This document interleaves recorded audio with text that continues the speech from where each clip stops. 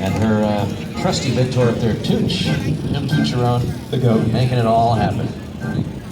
Every bit of it. I'll tell you what, about to have an old-fashioned gun battle out here, World War II style. Tanks, and all shaping up. And of course, all of this just prompts to encourage you to go back home and seriously tell your kids and the young folks in your life your family's story, because it's so critical to tell these family stories.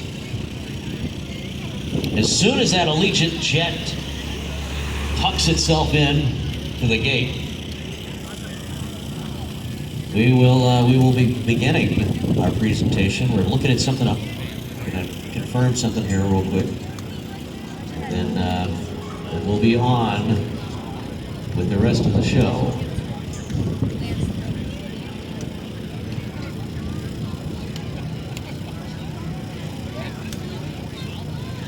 I wonder if it gets hot in that tank. Oh, you know what? It gets hot with the passion of driving a Sherman tank. Did I hear shots fired? I don't know. We'll see. I did hear some shooting going on down there. Oh, look, way down there, Mikey Mike. It's the German vehicles. The war at breakneck speed. The Germans dug in on the far right side of the shoreline. The Mac 38, 141, Black 88, a German half-track. They're all moving forward to scout out the area. That German half-track, though, you saw it moving out, soon spots the American armor off in the distance. The rumble of the Mustang engine, the low roar of 25. That signal that not only will this battle take place on the ground, but yes, in the air as well.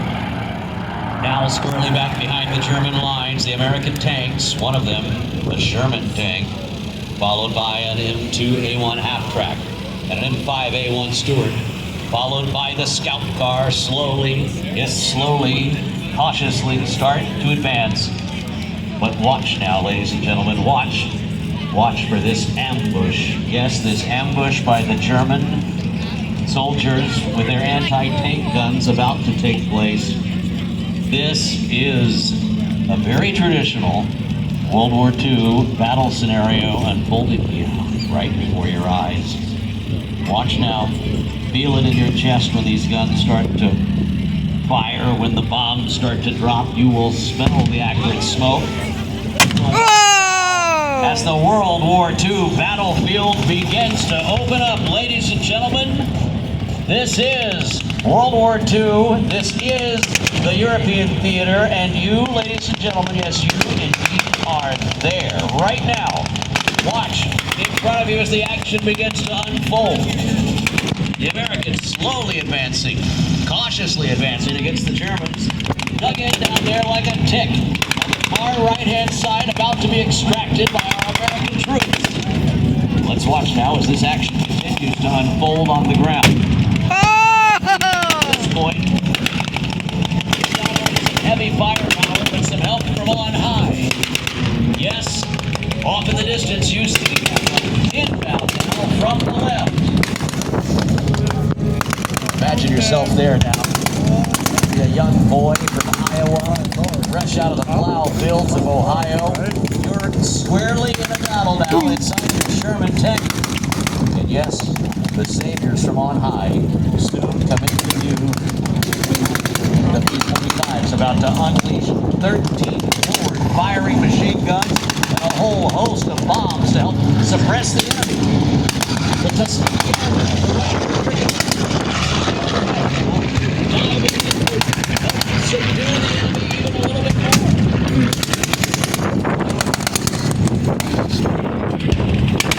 Yeah, stuff. You can just imagine what it would have been like to be in this scenario. Men like Bud Anderson, America's last surviving Triple East. Listen to him describe the action himself. I see the last guy, the last of the world up, starts climbing. Light goes up underneath and drops down with us. So I said, second element, 77 is with me. I said, you chase him, and I'll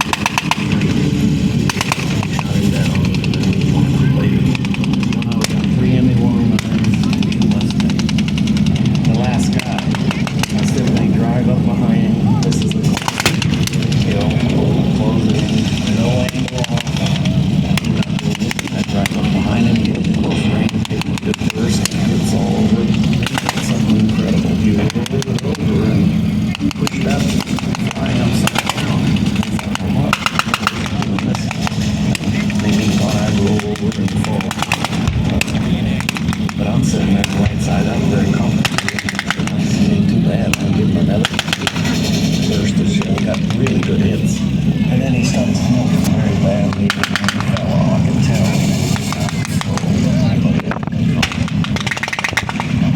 haunting words of the late Bud Anderson, one of our tanks now hit by the German heavy artillery.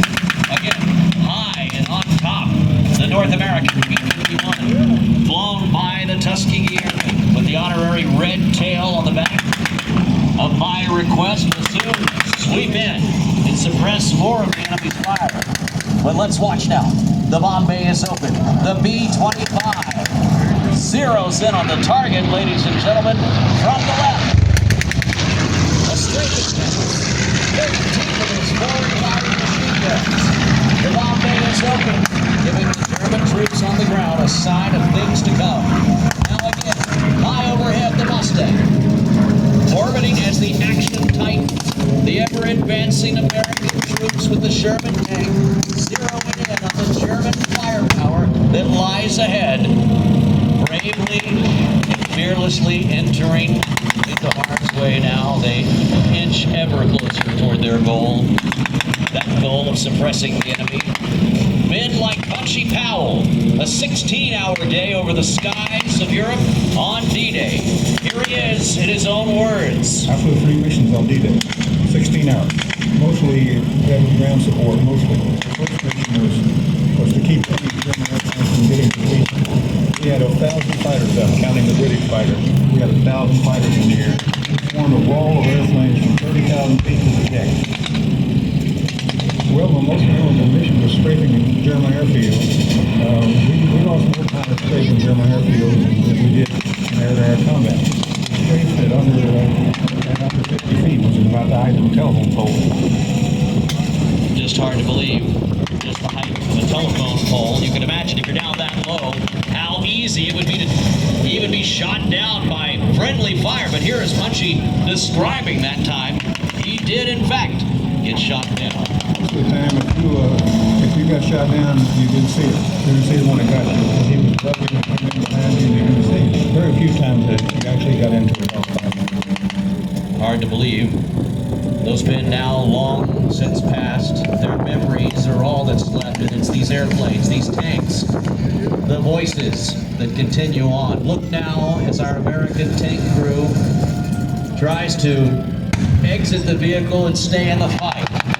The half-track still advancing. The Sherman tank advancing. The B-25 in a little strafing run. Closely by the Mustang.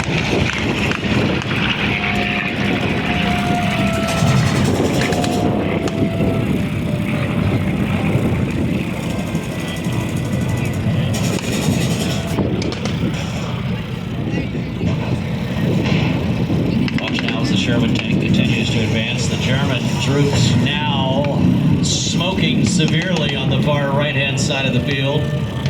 Thick black smoke coming up out of the armored position down there.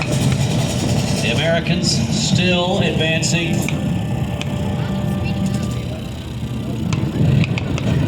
Mikey Mike, this looks to be shaping up in favor of the American troops.